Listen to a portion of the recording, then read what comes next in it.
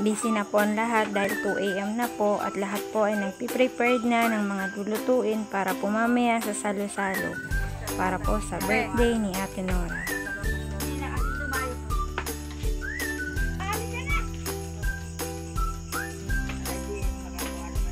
Tita!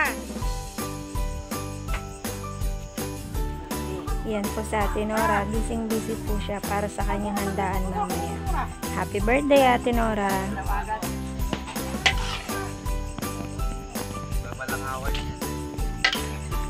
Ayan naman po si Ate Lenlen, ang tagaluto po. Masarap po yan gluto.